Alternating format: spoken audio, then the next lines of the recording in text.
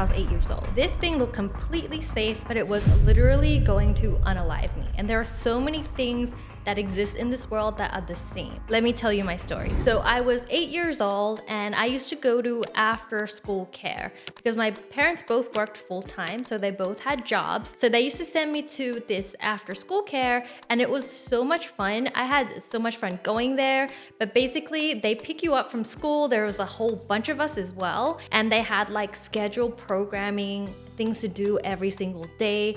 We usually start off with a snack. So we'd get like, a piece of fruit, depending on what there is for a day, maybe like a sandwich. So after our snack, there's usually like scheduled programming and there's only like certain spots for each kind of activity. One of my favorite activities was like making jewelry with this bead box. They'd have like this box of beads of like various whatever you want.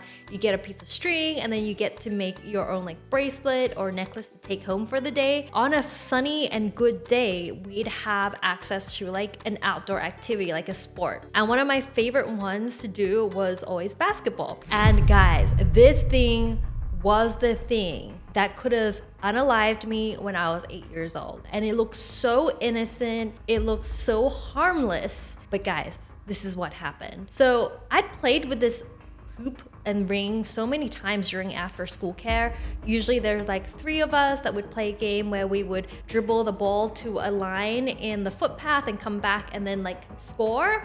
And that would be how you score because they only had 1 of these rings. They didn't set up 2, and it wasn't an actual like basketball court. It was just like a concrete area that looked kind of like a wide footpath, if you know what I mean. So they set up the ring and it was a great day and I went to play with my friends, and one of my friends dribbled to the line, then dribbled back and then like scored a goal. And I was like, yay! And then after they scored the goal, the ball bounced back down and hit my friend's shoe. And if you guys remember, like when balls hit shoes, they literally like shoot off in like one direction. And I remember thinking, oh my God, the ball's gone, I'm gonna go get it. So I went and ran to get this ball. And as I pick up the ball, I hear this loud like bang. I turn around and there was this metal hoop. So the hoop had been wobbling since my friend scored the goal and like literally crashed right down just behind me. If I had not taken one extra step, that thing would have fallen straight onto my head. When I was young, it didn't really occur to me how big a deal this was. I remember being kind of like shocked, looking back and being like, oh, okay, that just happened, but like not really thinking much about it. And then as I grew older, I thought back to that incident. I was like, oh my gosh, could have been unalive that day if I had not taken that extra step. And it just goes to show how like one little thing can literally change the course of your life. But from that day, I was kind of really scared of those basketball hoops. I actually don't think I played basketball after that incident because like that just really shocked me. It was so loud.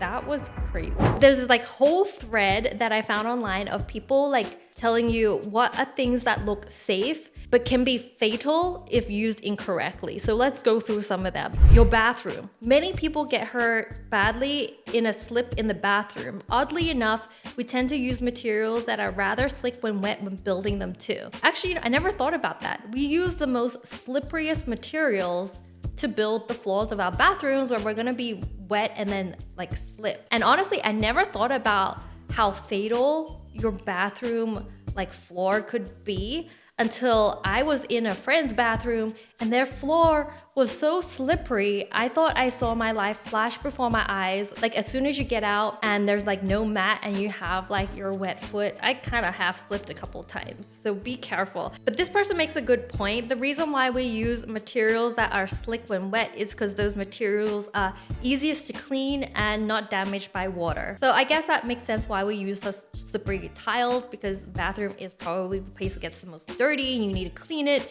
and it needs to like wash off really well. But yeah, I guess that's why they have so many accessories for us. And this person told a story of a bathtub incident. So during COVID lockdown, a young man was working from home. He was eating lunch and was in a hurry to not be late for an online meeting. He began choking on his food, and since he lived alone, he had no one to help him out. He ran down the stairs to go outside and hopefully get help, but he slipped on the stairs and fell all the way down.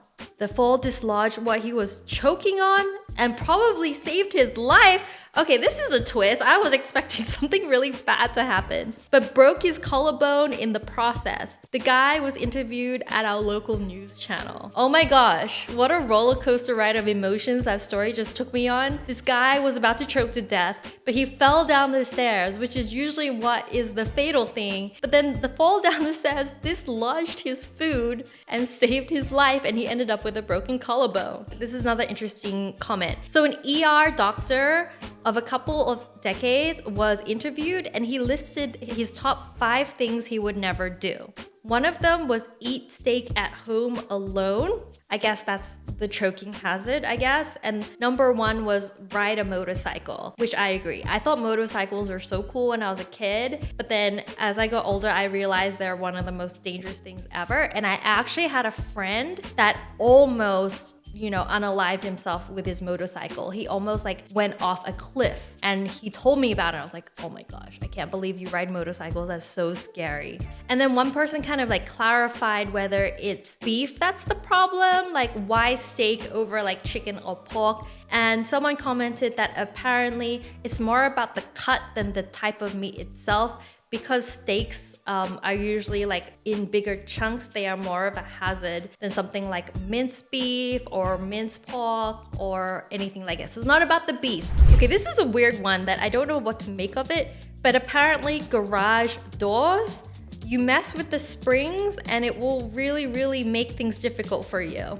I don't actually know what that means, but this comment got like 2,000 likes on this comment. I don't really have a lot of experience with garages. In fact, I grew up with apartments with car park garages and never had my own until like recently. So I'm not sure about garages. So if you guys have an experience with garage door springs, please share them down below. Oh my gosh, this one is surprising.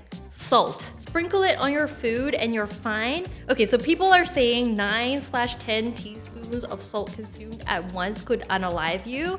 Is that true?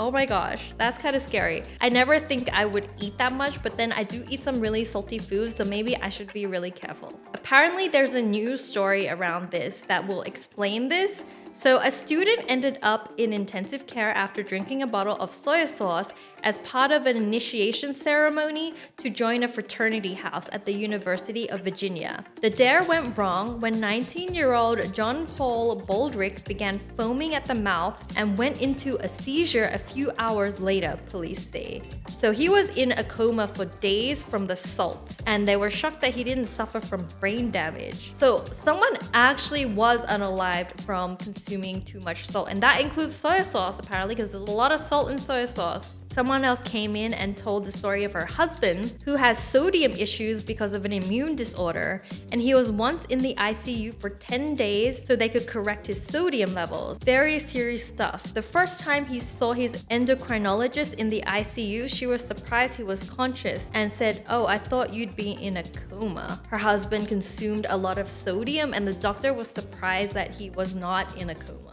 Who thought something as simple as salt would be so dangerous?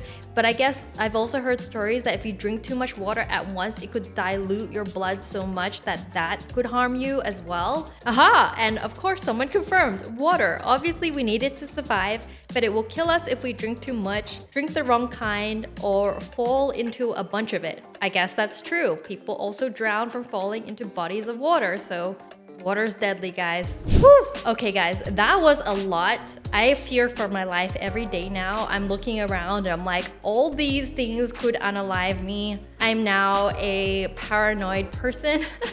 Don't forget to check out my new song, Wake Up, link to my music channel. I will also link my music channel down below. There's tons of great music and music videos to check out. Also, don't forget to follow me on all social media, and I'll see you guys next time. Bye! Mwah.